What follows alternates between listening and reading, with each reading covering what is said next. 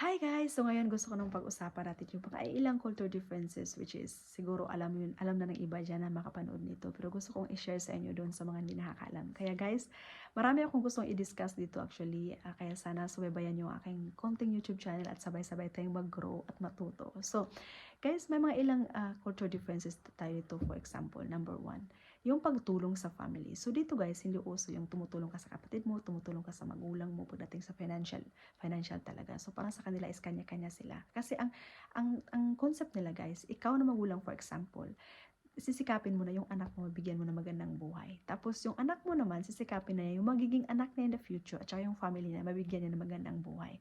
Kumaga yung tulong nila is upward. Sa atin kasi sa mga Pinoy, yung tulong natin na kinagisnan is backward. Kapag ikaw, especially panganay ako, so parang obliged ko, parang nasa utak ko na the whole time na lumaki ako na dapat pa nakatapos ako, tutulungan ko yung mga kapatid ko makapag-aral, tapos yung magulang ko, iahon ko sa hirap. Parang ganun yung kinalakihan natin sa Pilipinas. So, wala namang masama doon, pero siguro kaya din minsan siguro kaya minsan yung mentalidad talaga ibang-iba na yung iba, lalo na pag yung palagi kang nandiyan tumutulong din sa kanila. Yung iba naasa naman kaya hindi na marunong tumayo sa sarili nilang paa. Sila dito masyadong maaga sila na naging independent talaga. Pangalawa guys, yung utang. Dito hindi uso yung utang-utang sa kamag-anak, sa kapatid, o sa parents, ganun. Or parents mangutang sa anak, hindi uso sa kanila.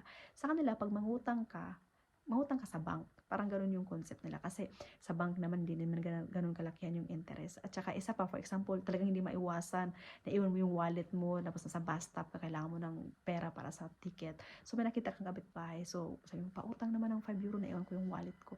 Pag sinabi guys na utang talaga yan, ibabalik mo yun kahit gaano pa kaliit na halaga yan. So yan din yung parang na-impress ako dyan. Kasi sa Pinas kasi, pag nangutang ka, may mga nagsasabi, sige ba, utangin mo naman ako, bayaran kita sa katapusan ng buwan, tapos aabot na lang ng taon, di pa nagbabayad, tapos minsan yung mga nangutang pa yung galit. So, actually guys, ako personally, marami ding nangutang sa akin na hindi nagbabayad. So, meron akong friendship na nasira ng 12 years dahil sa kunting halaga ng pag utang-utang na yan. Kaya, minsan sa atin yung mga utang-utang nakakasira ng friendship. So anyway, out of topic. So gusto ko lang i-share sa inyo na ganun iba dito. So isa pa guys, dito sa Germany, yung pangatlo, siguro yung pag-weigh ng respect. So sa atin kasi sa Pilipinas is, uso sa atin yung sir, ma'am, madam. So sa akin sa TikTok or sa Facebook page, ang dami nagme-message ng, ma'am, pag ganito naman, ganito yan. So actually guys, personally, hindi ako komportable na tinatawag niyo ako na ma'am. Kasi para sa akin kasi, pare-paras lang naman tayong lahat.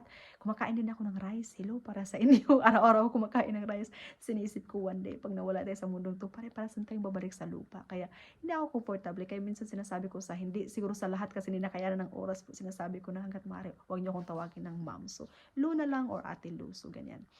So, dito, hindi yan uso guys. Kasi para sa kanila din, dapat yung interaction nyo is equal. So, meron silang dalawa dito na formal way at informal way na pag-address sa isang tao. For example, yung mga bata or pets or yung people na kilala mo or relatives ng husband mo, pwede mo silang i-address as do in an informal way at tawagan sa first name nila. So, pag yun naman sa mga tao na for example na meet mo lang or nakasalubong mo sa daan or yung boss mo sa company, pwede mo silang kailangan, I mean, hindi man kailangan. So, kung hindi ka nila in-address o hindi ka nila tinatawag in a informal way, so like, kung gusto mo silang itawagin ng formal way talaga is gamitin mo yung word na si. For example, uh, yung dito guys, pagka formal way, ang mga babae tinatawag na Frau. So kahit single man yan o married, Frau pa rin, Frau lahat. So parang hindi na din differentiate din yung Miss at saka Mrs. Tapos sa lalaki naman hair. So Frau, tapos yung last name, yun yung formal way. Tapos lalaki naman hair, tapos yung last name. So kapag informal way, yun yung tawagan mo sila in a first name regardless kung 80 years old na yung tao. Dito nga guys, hindi uso na kahit yung mabiyanan mo, tawagin mo ng mama, papa. Pero sa kanila, okay lang, tinatawag sila ng pangalan nila, yung first name nila. So, kahit yung mismong anak nila, okay lang din na tatawagin sila in a first name. Pero sa akin kasi parang weird talaga, hindi ako komportable. Kaya yung parents-in-law ako, nag-i-insist ako sa kanila na pwede ba tawagin kayo ng mama at papa. Tapos, sinabihan ako ng mother-in-law ko dati na, hindi naman kasi nabibase yan yung pagre-respect. Yung the way kung paano mo kami tratuhin, yun yung respect para sa amin. Sabi niya. Sabi ko, ayoko pa din kasi gusto ko pa rin yung tradition namin. Sabi niya, ikaw bahala. Kahit pumayag sila. Pero otherwise, guys, sa iba talaga dito, tinatawag na talaga ng first name. So, walang sir, walang madam. So, yung mga bata dito, for example, lahat sila is informal way tawagan. For example, pag tinanong mo yung pangalan, sabi, anong pangalan mo? Behais du. Tapos, pag formal way naman, Bihay Sensei, anong pangalan mo? What is your name? Sa Bihay Sensei. So, yun yung sa formal way. So, dito din guys, kapag kinasal kayo, hindi din mandatory na gamitin mo yung apelyido ng asawa mo. So, may choice ka. Kunwari, maganda yung apelyido mo sa Pilipinas, pwede mo i-keep yung apelyido mo. Hindi mo kailangan gamitin yung apelyido ng asawa mo. So, it's your choice talaga. Tapos, isa pa guys, yung pag-way ng greeting. So, dito kasi taga-Hamburg ako. So, pwede kayong, pag napadpad kayo dito, pwede kayong magsabi na, Moin. So, yung Moin kasi is like short form ng good morning, good afternoon, come in between, good evening. Parang nandun na lahat. Parang shortcut siya. Kaya, Moin is okay lang din.